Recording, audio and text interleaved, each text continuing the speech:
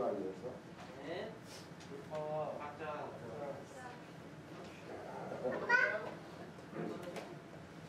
자, 돌파와 맞자. 자, 이제 오늘 말씀을 주현절 이후 두 번째 주일입니다. 주님이 이 땅에 공식적으로 등장하셨다. 모습을 드러내셨다. 주님이 이 땅에 그것을 기림하는 것이 바로 주현절이라 그렇게 하는 겁니다. 주님이 이 땅에 모습을 드러내시고 어떤 사역을 하시는가 하는 것을 우리가 사순절까지 한 8주 정도 거쳐서 그것을 상고하는 시간입니다. 지난주는 주님께서 세례를 받으셨다.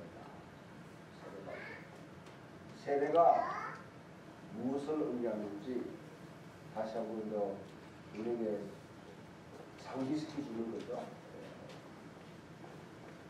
지난주 여러분 예수님께서 세례를 받으신 것은 예수님의 소명, 예수님이 누구인가 신원, 아이덴티티와 사명에 대해서 기준하는 것입니다. 오늘 우리 찬양할 때 아까 보면 사자와 어린 양이라는 말이 나오잖아요. 이 요한계시록 이제 5장에 나오는 말씀인데 죽임당한 어린 양, 그 다음에 그런데 다윗의 후손의 사자라. 그게 바로 여러분 예수님이 십자가에서 예수님께 들려왔던 음성, 이는 내 사랑하는 아들이요 내가 기뻐하는 자라 하는 말씀을 요한계시록의 저자는 그대로 인용하지 않고 하나의 그림을 그립니다. 그런 점에서 요한계시록 저자는 굉장히 상상력이 풍부한 굉장히 창의적인 상상력을 가지고 있습니다. 그것을 사자와 어린 양으로 묘사합니다. 그 예수님은 그 세례의 소명에 세례에 받았던 그 사명 소명에 신실한 끝까지 그 신실함에 그것을 끝까지 자기 생애 공직인 사역을 하실 때 끝까지 품고 사셨고 그 소명대로 사셨다. 그런 점에서 보게 되면 참 예수님은 초지기간 변함이 없습니다. 하나님의 음성에 신실하게 응답하는 사람. 오늘은 이제 주님의 공식 사역을 펼쳐 나갈 때에 사람들이 제자들을 불러 모으시는 것입니다.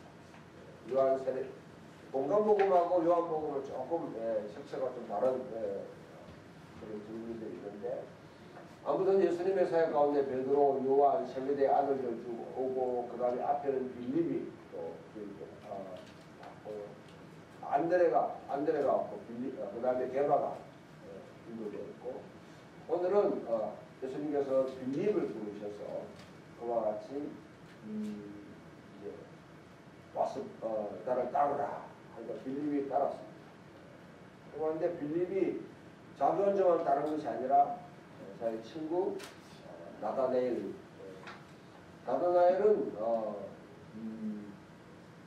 다른 이제 누가복음이나 마태복음에서는 바돌롬에 나다나엘 하는 것은 바로 하나님께 은혜를 입은 자, 은혜를 받은 자 그런 의미를 가지고 있다면 바돌롬에라는 이거는 밭을 가는 자, 쟁기짓을 하는 자. 그러면 농부라는 걸 알 수 있겠죠. 그러니까 이 바돌레미를 하나님께서 예수님이 이제 소개하니까 이 나다나엘이 가만히 듣다가 보니까 하는 말이 나사렛 출신이라고 그러니까 나사렛 예수라 하니까 나사렛은 무슨 말이지?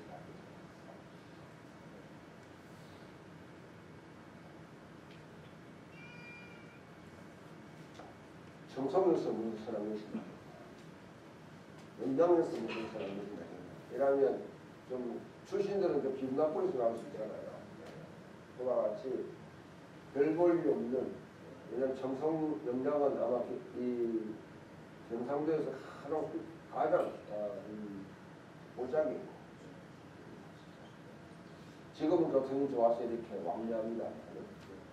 거기서 벗어난 것이 아닙니다. 옛날에는 대개 지역 또 혈연, 우리나라 또 학연 뭐 이런 게 연결돼가지고 제가 하니까 그렇게 하니까 와보라, 와서 보라, 직접 와가 봐라. 가니까 예수님께서 나타나에게 딱 보자마자 이는 참 이스라엘이다. 간 사람이었다. 두 번째로는 뭐냐면 예수님께서 네가 부르기 전에 이미 무화과나무 아래 있을 때 내가 너를 다 봤다. 세 번째는 뭐냐면 너가 인자가 머리 위에 하나님의 사대가 오르락내리락 하는 것을 볼 것이다. 그렇게 약속했습니다. 나다나엘에게 이와 자신 세 가지 말씀, 이 말씀들을 우리가 꼼꼼히 한번 생각해 볼 필요가 있는 것입니다. 일단 하기 전에 우리 진짜 보게 되면 시편 139편을 우리가 한번 읽었는데요. 이 말씀은 여러분들이 아마 교회 생활 오래 했다고 하면 한 번 정도 읽어봤을 거고 이 시편을 읽으면서 굉장히 주눅들을 있을 수 있습니다. 하나님이 나의 모든 일거수일투족을 다 알고 계십니다. 안고 일어섬도 아신다. 이러면 그 다음에 또 뭐냐면 네가 모태에서 형체가 형성할 때 이미 내가 알았다. 책에 기록되었다. 이렇게 하면 여러분 어때요? 위로가 됩니까? 아니면 굉장히 좀 답답합니까? 내 일거수일투족 하나님이 다 아신다. 여보야 어떻게 하냐? 답답해. 그렇죠. 잘못을 많이 하는 사람들은 좀 힘들 거고요. 이 선한 일을 많이 하는 사람들은 조금 위안이 될 거고 그렇게 할 수도 있습니다. 사실 오늘날 우리나라가 이거 CCTV가 그다음 블랙박스 뭐 이런 게 다 있잖아요. 뭐 어떤 범죄하게 되면 하여튼 막 블랙박스 그다음 CCTV 다 오면에 뭐 이렇게 우리 이제 정치인 한 분이 암살 시도해서 가까스로 벗어났는데 터지니까 뭐 온갖 자료들이 다 하는데 블랙박스 그 다음에 CCTV 등등 다 조회하는 이사의 흔적이 전부가 이거 같아요. 어때요? 여러분 좋은 것 같아요? 아니면 그래도 잘못을 누가 사람 그러니까 추적하니까 안전하다 생각해요.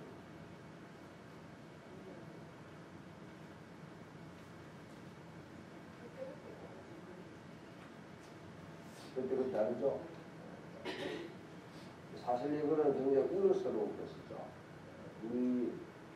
여러분 알게 모르게 여러분이 집을 떠나가 교회로 오는 사이에 아마 여러분의 영상이 여러분이 알지 못하는 가운데 거의 한 20군데 이상 찍혔습니다.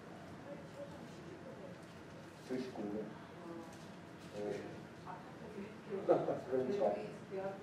70군데 찍힌다고 그러면 내가 동의하지 않는 분과하고 내 얼굴이 내 흔적이 뭐냐면 70군데 이상 찍힌다고 그러면 사실 이거는 빼도 박도 못하죠.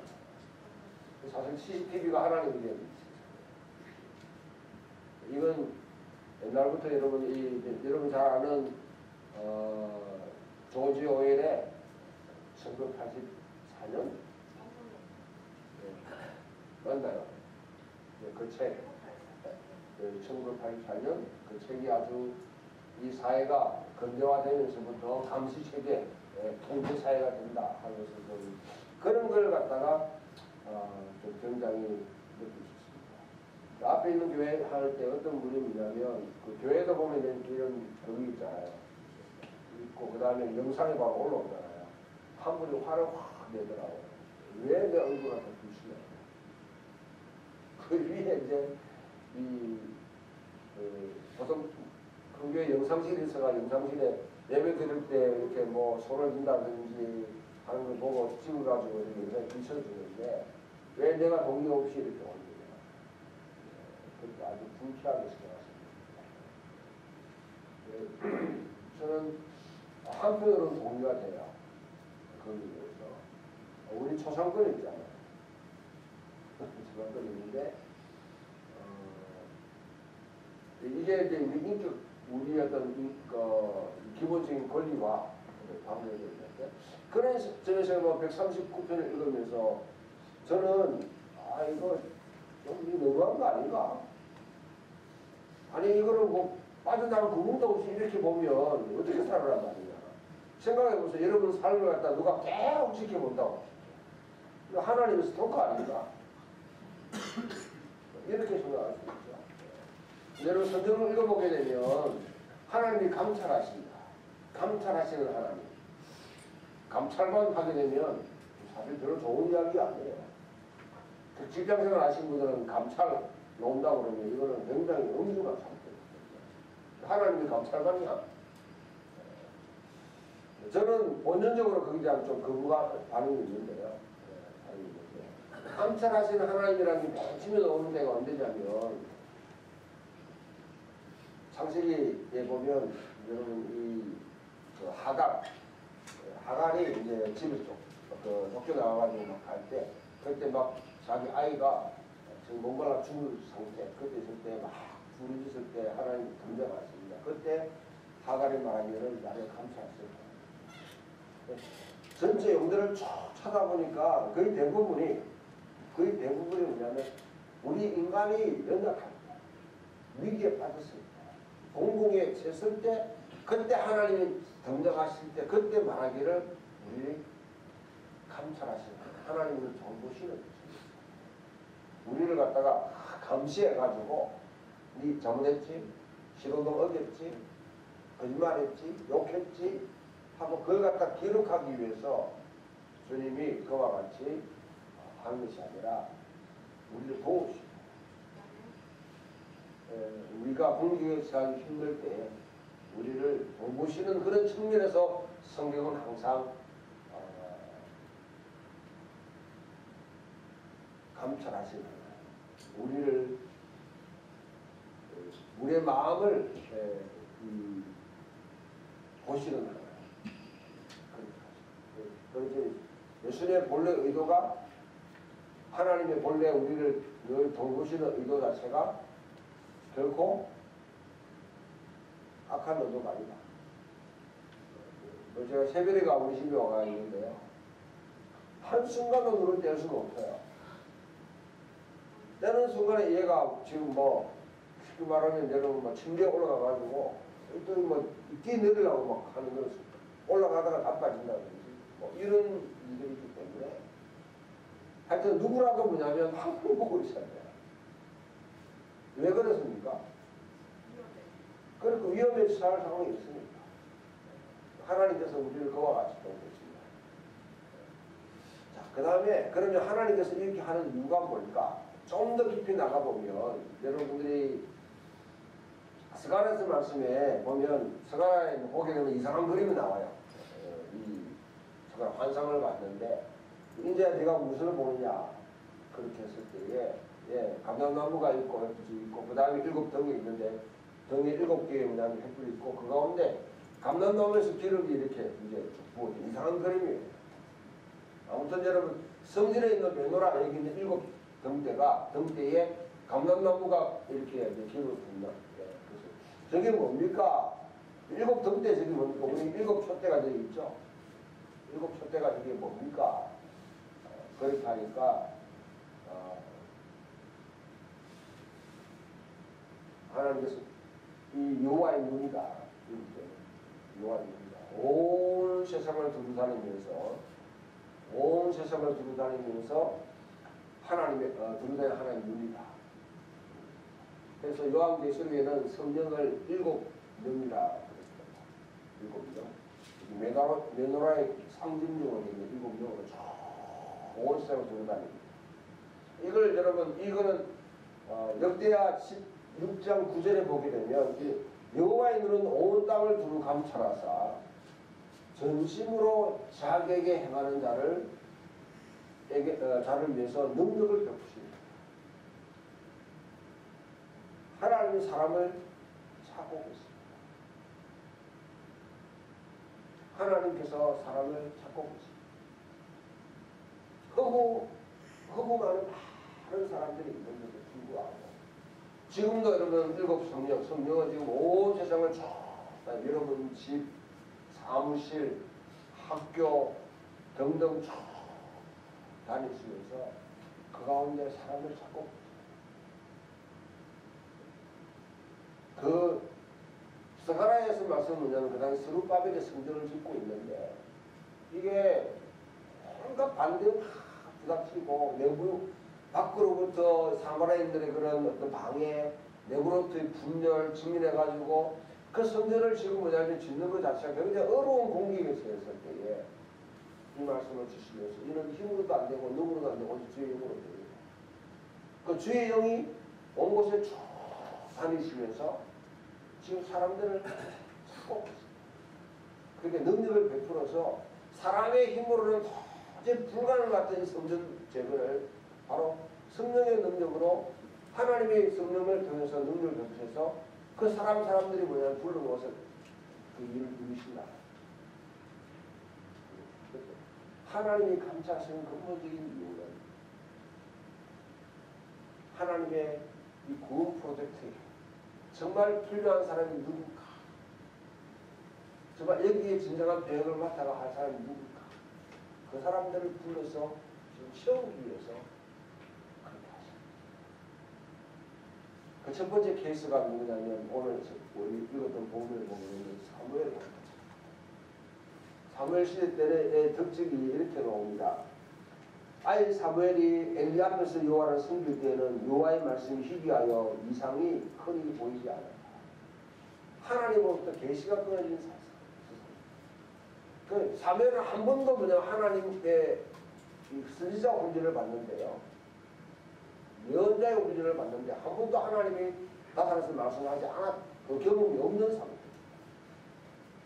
같은 여러분 성전 건물에 한 사람은 그 시대의 영적 지도자라고 하는 엘리가 있고 그 다음에 한 사람 사무엘은 하나의 사원으로 뭐냐면 수종 전자로서 누워있는데 여러분 여기 풍족인 능조에 주님이 나타나서 말씀을 하신다고 그러면 누구한테 올까요? 누구한테 나타나가지고 말씀을 갖다 들려주실까요? 섭섭하네 보면 원래 담임 목사 아니겠어요?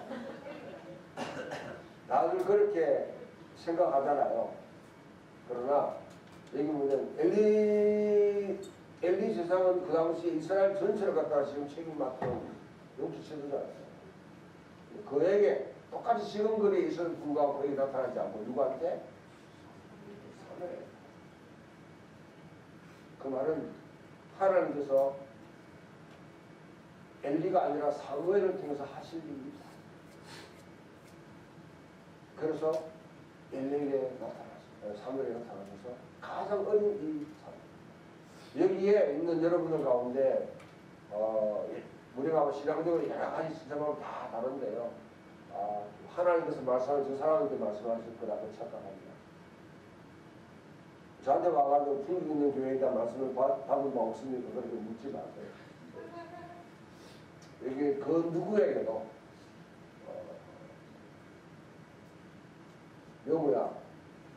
영우에게도 나타나서 말씀하시죠. 글라비한테 나타나서 말씀하시죠.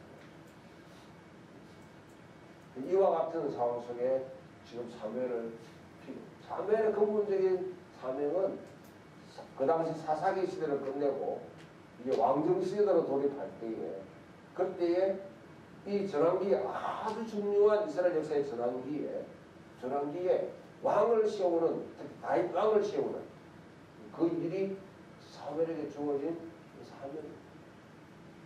하나님이 특별하게 캐스팅하시고 있죠. 네.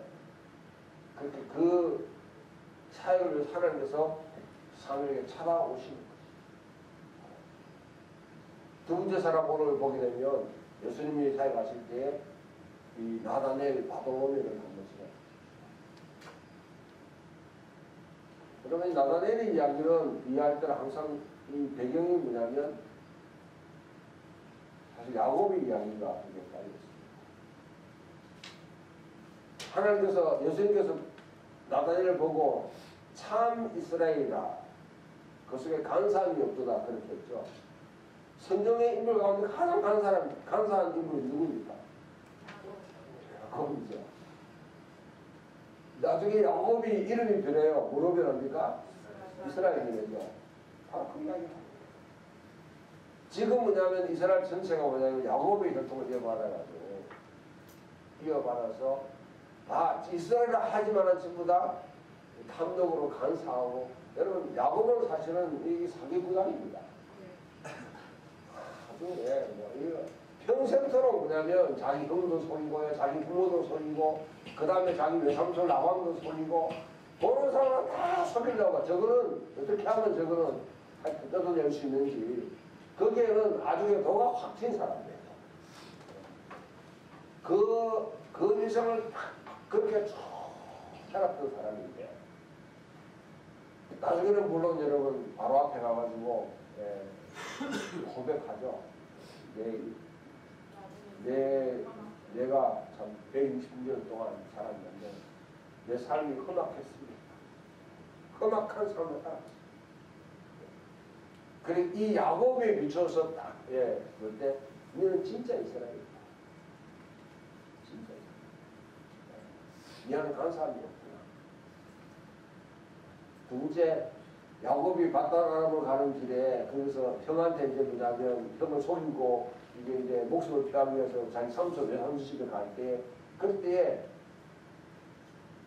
루스라는 곳 그곳에서 너무 자는데 돌베개하고 자는데 어떻게 환상을 보더라. 거기서 뭘 봅니까? 야곱 위에 천사가 오르락 내리락. 바로 뭐냐면 이 나단에게 네가 진짜 야곱이 꿈꿨던 것을 보이라.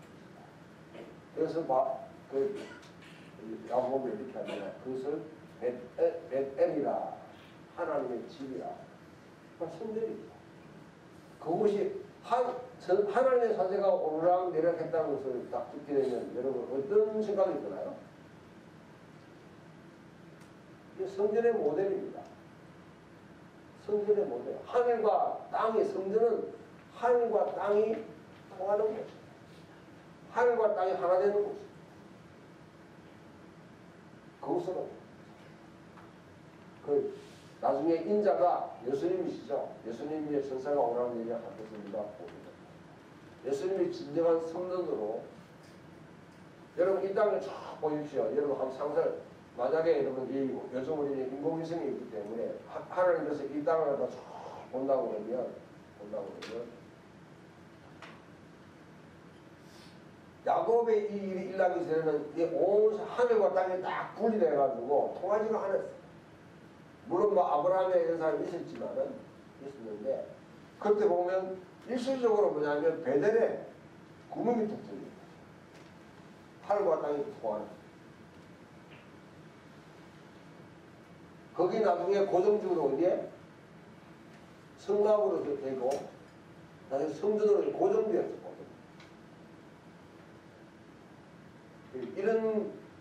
이런 일이 일어날 것을 우리가 보겠다. 참 성전이시 예수님 십자가에 죽으시고 부활하셔서 하나님 보좌를 좌정하신 분이 돼가지고 예수님이 참 성전이 됐습니다. 그래서 요한복음에 보게 되면 이 성전은 허물라. 내가 사흘 만에 다시 예수님의 자신 몸을 말씀하신다. 그 다음에 중간에 이제 네가 무화과나무 아래서 있는 것을 보겠다. 무화과나무 아래 있는 게 이게 도대체 뭐냐. 사람들이 온갖 상상력을 다 봐야 알레고리 막 하게 막 해가지고 이 이스라엘 안에 있는 거 어떤 사람은 뭐냐면 또 그 죄와 사망의 권세 아래 있는 것 등등으로 막 이야기하는데요. 성경에 보게 되면 이런 말 이스라엘 백성들이 무화과나무와 포도나무 아래 안전히 가였더라. 이 표현이 나옵니다. 무화과나무와 포도나무 아래 안전히 되었다는 말은 어떤 시대를 상징하냐면 흰년 시대를 상징합니다.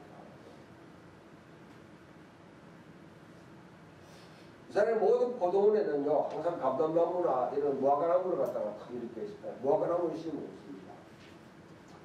한 가지만 이렇게 오늘 보니까 우리 이 커피에 저는 열매가 몇인지 몰랐는데 열매가 몇인데 꽃이 이제 폈나? 그러니까 저 나무에 꽃 피는 걸 갖다가 참 오늘 학수고대 이때까지 사실 10년을 기다려 왔는데 아무튼 참 열매가 맺혔네요. 자, 아무튼 포도나무에는 그와 같이 포도밭에는 항상 이 무화과나무를 갖다 심고 있습니다. 아마 그 식물들은 그와 같이 이제 한 개만 이렇게 해놓으면 안 되고 중간에 이런 거 이렇게 해놔야지 잘 자라는가 봐요. 맞습니까? 자, 아무튼 그런데 거기가 무화과나무는 굉장히 커요. 근데 그걸 뭐냐면 그냥 쉬는 장소다.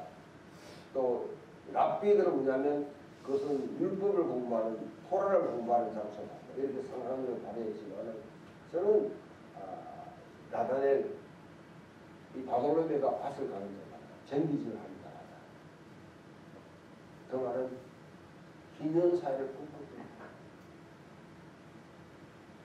이스라엘이 이 땅에서 여러분 빛을 발할 수 있는 근본적인 이유는 온 세상 사람들에게 지금 그러면 자본주의, 사회주의가 막 굴러가면서 충돌하고 하고 그런 여러 가지가 있지만 이 세계 가운데 이스라엘 진짜 보여줘야 되는 삶의 방식이 뭐냐면 있는 사회예요.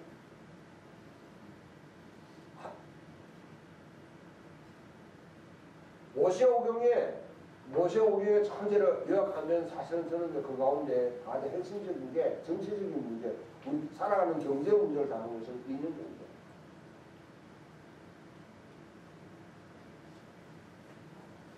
안식일을 지킨다는 것은 안식년 기념. 이게 뭐냐면 이스라엘 백성들의 사회 정치의 가장 기본적이죠. 나다엘은 그것을 지키며 살았어요. 그래서 갈구하며 살았습니다. 자기가 직접 그와 같은 행동을 하면서 살아왔거든요. 그러니까 지금 우리가 예수님께서 나다엘을 보고 우리가 진짜 이스라엘이다. 네게 간사함이 없구나. 우리 여러분 이 성경을 읽는 가운데 보게 되면 우리 3주에 한 번씩 기념법을 계속 읽죠. 그 가운데 거짓말하지 말라 하는 대목이 나오는데요. 뭐냐면 사람 우리가 밭을 이제 팔 수가 있다. 지금 내가 은근히 얼어봐가지고 그때에 소작이 얼마든지 밤마다 다 소작이 다르잖아요. 옥토도 있고 때로는 안 좋은 땅도 있고 그걸 팔 때에 그 해에 소작이 얼마인지 속이지 말라. 내 이웃에게 속이지 말라. 바로 그거예요. 성경에 여러분 10계명에 거짓말하지 말라는 바로 그 이야기에서 비롯된 겁니다. 우리는 사소하게 흰 거짓말 또 검은 거짓말 이래가지고 그런 걸로 그냥 도덕화시키려 얘기하는데 기본적으로 거래할 때에 신뢰 가운데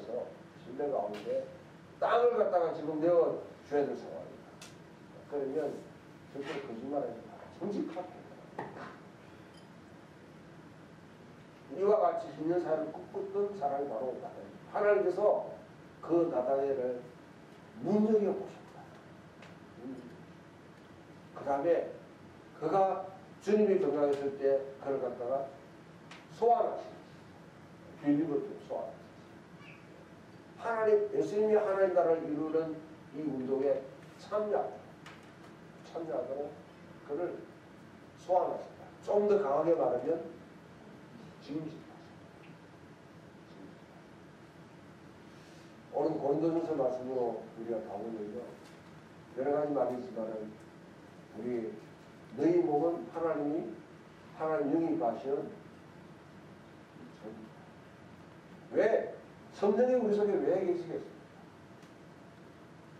예수를 믿으면 내가 예수를 믿는다는 것은 내 속에 성령님이 찾아오셨고 내 안에 내주하고 있다. 성령님이 내주한다는 것은 그것은 구약을 보게 되면 예수님 전까지 여러분 구약을 보게 되면 성령이 거하는 곳은 새끼나 거하는 곳 어디입니까? 성막 성전이죠. 지금 뭐냐면 이게는 성전이 민주화되었어요. 한 곳에서만 독점적으로 있는 것이 아니라 모든 사람, 예수를 믿는 모든 사람에게 다 성령님이 거하시. 그러면 아까 말했듯이 하늘을 보게 되면 맨 처음에 야고보 시대 때 베델에서 한번 구멍이 뚝 뚫렸다 다쳤는데 뒤에는 광야에서는 하늘과 땅이 구멍이 뚫린 것이 어딥니까? 성막이죠, 성막. 성막 막 이동하다가 그 다음에 이스라엘 백성 살 때는 시온 예루살렘에 고정돼가지고 있다가 나중에 뭡니까? 예수 십자가에 죽으시고 부활하사 진정한 성령 되시고 하나님 보존을 자정하셔서 우리가 성령을 내려 보내시고 난 뒤에 이제는 진짜 예수를 믿는 사람들은 하늘에 하늘과 땅 사이에 구멍이 뚝뚝뚝뚝 뚫려 있어요. 하늘과 땅이 중첩되는 곳이 바로 성전이에요. 그래서 우리 기도할 때 하늘에서와 같이 땅에 있을 거예요. 그걸 이해하신다고 하면 우리 어떻게 살아야 돼? 하나님이 진정한 성전으로 이 땅에 살아갈 사람들 지금 찾고 계시고요. 주의 영이 지금 뭡니까? 온 세상을 두루 쭉 다니시면서 전심으로 자기를 찾는 자. 그들에게 능력을 베푸셔서 그들이 하늘과 땅이 통하는 곳으로. 하늘은 하나님의 통치력이고 땅은 인간이 살아가는 거예요. 이것이 하나가 됩니다. 그 일을 하기 위해서 지금도 찾고 계십니다. 그들을 지금 소환하고 진집하고 계십니다. 스가랴서 말씀에 성전을 세우는데 힘으로도 안 되고 능으로도 안 되고 주의 영으로 안 됩니다. 하나님 성령이 찾아가서 그 사람들 진짜 하나님 전심으로 찾는 자를 찾으시고 그의 능력을 베푸시 성전을 지어도 지금 성령께서 일을 하신다는 거죠. 그럼 지금도 하늘과 땅이 이 세상이 결국 나중에 하나님이 그 하시는 처소가 된다. 세상 전체가 성전이 된다는 말이에요. 여러분 그럼 요한계시록 뒤에 보게 되면 새하늘과 새 땅에는 성전이 없습니다. 왜? 누가? 하나님이 친히 성전이 됐습니다. 하나님이 이 땅에 거하시는 곳이 성전인데 따로 성전 건물 따로 지을 필요가 없는 것이죠. 지금 그렇게 주님이 거하실 처소가 될 사람들을 지금 주님은 찾고 계시고 성령은 일곱 영은 쭉 다니는 전심으로 주를 찾는 자를 지금 눈여겨보시고 그를 찾고 계십니다. 저는 여러분들 한 사람 한 사람이 그런 분들이 되면 충분합니다. 여러분 교회가 크고 적은 거 중요한 거 생각합니다. 이스라엘은 숫자가 많고 부강하고 능력이 많으면 자기들이 하나님의 뜻을 행한다고 생각했어요. 그 순간에 이스라엘은 오히려 뭐냐면 하나님의 골칫덩어리가 됐습니다. 그 시대가 언제냐? 바로 솔로몬 시대예요. 이스라엘 전체 역사 가운데 솔로몬 시대가 가장 강력하고 부강하고 영토는 넓었습니다. 그때 솔로몬은 하나님께서 내마신 모든 걸 다 얻은 사람입니다. 그러고 나는데 남북처럼 갈라져 버리잖아. 결국 그들은 어디로 갑니까? 유배를 당하는 그 역사로 지금 흘러가는 거예요. 사사기 시대가 350년이에요. 왕정 시대는 450년 정도입니다. 그러면 거의 차이가 없죠. 그 왜 성경이 기록되냐? 이스라엘 백성들이 실패한 여러분 이 왜 이런 상황에 빠진지 지금 설명하기 위해서 성경이 기록되는 것이죠.